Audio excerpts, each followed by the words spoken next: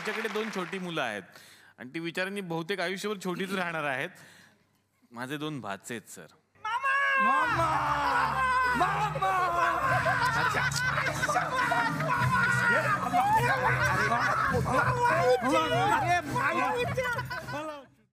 ते काका आहेत ना, ते दिग्दर्शक काका असतात. हा, ते तुम्हाला पिक्चर मध्ये घेणार पुढच्या. मामा पावडर लाव, पावडर ते पिक्चर मध्ये गेल्यावर लावायची बाळा पावडर. पावडर दे ना. ते ऐकणार नाही, तिथेच दाखवायचंय सगळं.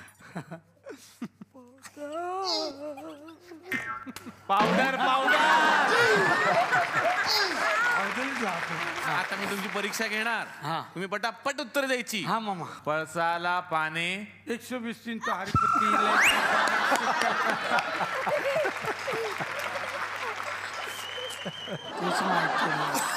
21चा पाडा कोण म्हणून दाखवेल? 21चा. 21 एके 21, 21 जुने 21 त्रिक 21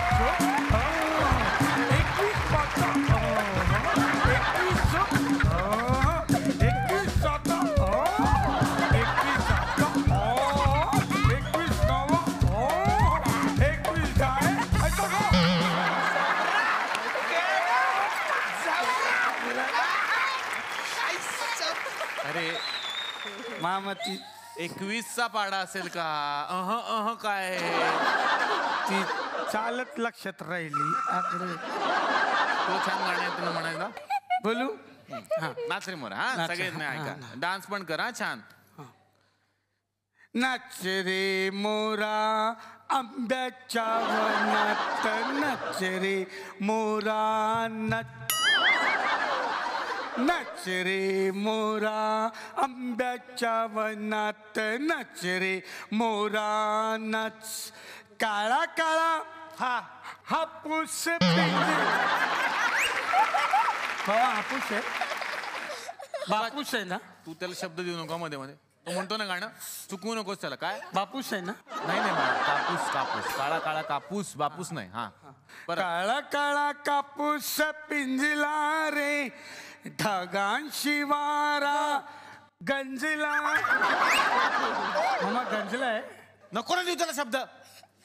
गंडला आहे ना? नाही, ढगांची वारा झुंजला रे. शब्द देऊ नको. ढगांशी वारा झुंजला रे, आता तुझी पाळी वीज देते. MSCB फुलव पिसारा. घरी जा तुम्ही, जा घरी तुम्ही.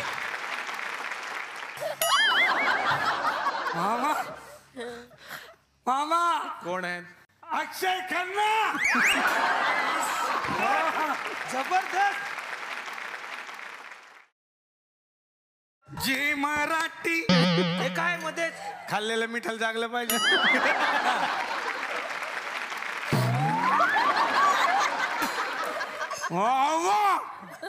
कोण आहे? कोण? फिरोज खान. टिपू सुलतान सिरियल बघितली मामा मी. हे बा कोण? चंगना कानावत. काय चंगना कानावत ना. नीट कर, चुकतोयस तू. कंगना म्हणायचं असतात. कंगना चानावत. कंगना राणावत म्हणता येत कशाला?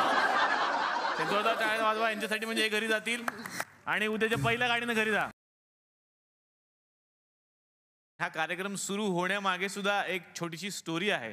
ती मला वाटतं तुम्ही जर सांगितली. लई भारीच्या वेळेस सगळं चालू होतं की प्रमोशन कसं करायचं आणि आयडियाज निघत होते. रितेश सरांनी मीटिंगला बोलवलं, त्यांच्या पद्धतीने कम फॉर अ मीटिंग, आणि मग मला सगळं ब्रीफ करा वगैरे, अशी त्यांची एक स्टाईल असते सगळं. असं म्हटलं की माझे एक सहकारी आहेत संदेश हुके, तर ते नॉन फिक्शनचं काम बघतात, सो ते तुम्हाला सांगतील. तर त्यांनी पहिलाच संदेशला प्रश्न विचारला, व्हॉट इज नॉन फिक्शन, हे काय असतं?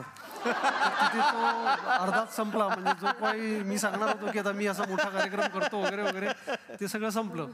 मग तरी त्यांनी आपला धीर एकवटला आणि सुरू केलं की आता नाही तर सांगायला तर पाहिजे, आणलंय मीटिंगला तर काहीतरी करायला पाहिजे आपल्याला.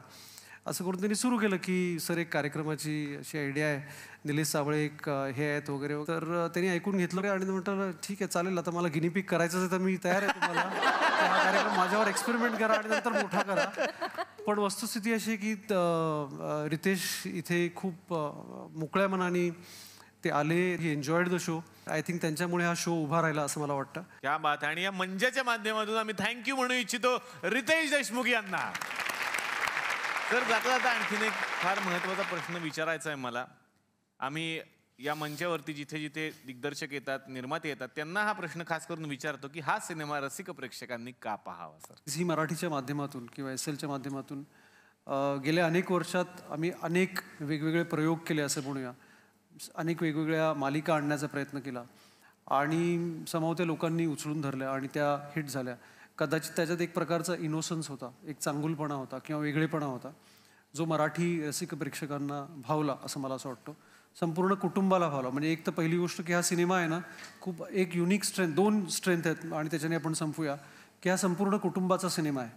मग एक 10 वर्षाचा मुलगाही बघू शकतो, त्याच्याबरोबर वडीलही बघू शकतात, त्याच्याबरोबर एक आजोबाही बघू शकतात. सो नुसता एक टीनेज लव्ह स्टोरी नाही किंवा एक बायोपिक नाही असा नाही आहे. तो संपूर्ण कुटुंबानी एकत्र जाऊन बघण्याचा सिनेमा आहे. आणि मी एक प्रकारे सगळ्यांना ह्या मंचाद्वारे आश्वासन किंवा एक इच्छा व्यक्त करतो की ज्या प्रकारे आम्ही एका लग्नाची दुसरी गोष्ट सारखी मालिका असेल, उंच माझा झोका असेल, किंवा ज्या प्रकारे सारेगमप लिटिल चॅम्प्सचा जो एक सीझन होता, ह्या सगळ्यांमध्ये एक गुणवत्ता होती, दर्जा होता आणि एक इनोसन्स होता टॅलेंटचा, त्या सगळ्याचं जो एक परिपाक आहे तो तुम्हाला या चित्रपटात नक्की बघायला मिळेल.